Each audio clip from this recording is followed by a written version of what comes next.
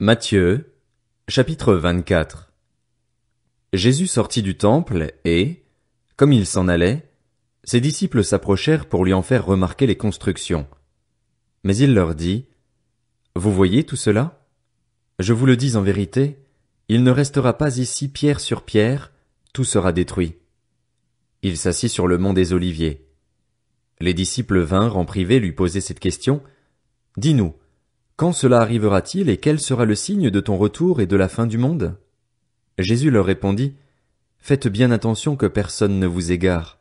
En effet, beaucoup viendront sous mon nom et diront, c'est moi qui suis le Messie, et ils tromperont beaucoup de gens. Vous entendrez parler de guerre et de menaces de guerre. Ne vous laissez pas effrayer, car il faut que toutes ces choses arrivent. Cependant, ce ne sera pas encore la fin. Une nation se dressera contre une nation et un royaume contre un royaume, et il y aura en divers endroits des famines, des pestes et des tremblements de terre. Tout cela sera le commencement des douleurs. Alors on vous livrera à la persécution et l'on vous fera mourir. Vous serez détestés de toutes les nations à cause de mon nom. Beaucoup trébucheront alors, et ils se trahiront, se détesteront les uns les autres. Beaucoup de prétendus prophètes surgiront et ils tromperont beaucoup de gens. À cause de la progression du mal, l'amour du plus grand nombre se refroidira, mais celui qui persévérera jusqu'à la fin sera sauvé. Cette bonne nouvelle du royaume sera proclamée dans le monde entier pour servir de témoignage à toutes les nations. Alors viendra la fin. C'est pourquoi, lorsque vous verrez l'abominable dévastation dont a parlé le prophète Daniel établie dans le lieu saint, que celui qui lit fasse attention, alors que ceux qui seront en Judée s'enfuient dans les montagnes, que celui qui sera sur le toit ne descende pas pour prendre ce qui est dans sa maison, et que celui qui sera dans les champs ne retourne pas en arrière pour prendre son manteau. Malheur aux femmes qui seront enceintes et à celles qui allaiteront durant ces jours-là. Priez pour que votre fuite n'arrive pas en hiver, ni un jour de sabbat, car alors la détresse sera si grande qu'il n'y en a pas eu de pareil depuis le commencement du monde jusqu'à présent et qu'il n'y en aura jamais plus. Et si ces jours n'étaient pas abrégés, personne ne serait sauvé. Mais à cause de ceux qui ont été choisis, ces jours seront abrégés.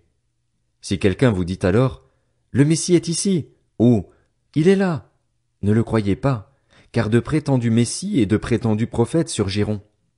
Ils feront de grands prodiges et des signes miraculeux au point de tromper, si c'était possible, même ceux qui ont été choisis. Voilà, je vous l'ai annoncé d'avance. Si donc on vous dit, « Le voici, il est dans le désert », n'y allez pas, ou « Le voilà, il est dans un lieu secret », ne le croyez pas. En effet, tout comme l'éclair part de l'est et apparaît jusqu'à l'ouest, ainsi sera le retour du Fils de l'homme. Là où sera le cadavre, là se rassembleront les vautours. Aussitôt après ces jours de détresse, le soleil s'obscurcira, la lune ne donnera plus sa lumière, les étoiles tomberont du ciel et les puissances célestes seront ébranlées. Alors le signe du Fils de l'homme apparaîtra dans le ciel. Tous les peuples de la terre se lamenteront et ils verront le Fils de l'homme venir sur les nuées du ciel avec beaucoup de puissance et de gloire. Il enverra ses anges avec la trompette retentissante, et ils rassembleront ceux qu'il a choisis des quatre coins du monde, d'une extrémité du ciel à l'autre. Tirez instruction de la parabole du figuier. Dès que ses branches deviennent tendres et que les feuilles poussent, vous savez que l'été est proche. De même, quand vous verrez toutes ces choses, sachez que le Fils de l'homme est proche, qu'il est à la porte. Je vous le dis en vérité, cette génération ne passera pas avant que tout cela n'arrive. Le ciel et la terre disparaîtront, mais mes paroles ne disparaîtront pas.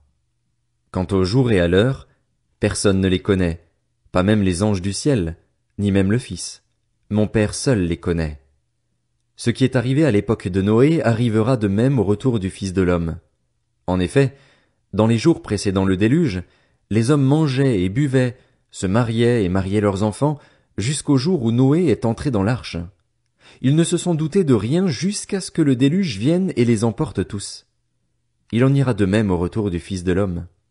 Alors, 2 hommes seront dans un champ, l'un sera pris et l'autre laissé. 2 femmes moudront à la meule, l'une sera prise et l'autre laissée.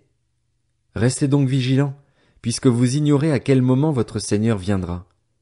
Vous le savez bien, si le maître de la maison savait à quelle heure de la nuit le voleur doit venir, il resterait éveillé et ne laisserait pas percer les murs de sa maison. C'est pourquoi, Vous aussi, tenez-vous prêts, car le Fils de l'homme viendra à l'heure où vous n'y penserez pas. Quel est donc le serviteur fidèle et prudent que son maître a établi responsable des gens de sa maison pour leur donner la nourriture en temps voulu? Heureux le serviteur que son maître, à son arrivée, trouvera occupé à son travail. Je vous le dis en vérité, il l'établira responsable de tous ses biens. Mais si c'est un mauvais serviteur, qui se dit en lui-même, mon maître tarde à venir, s'il se met à battre ses compagnons, s'il mange et boit avec les ivrognes, le maître de ce serviteur viendra le jour où il ne s'y attend pas et à l'heure qu'il ne connaît pas. Il le punira sévèrement et lui fera partager le sort des hypocrites. C'est là qu'il y aura des pleurs et des grincements de dents.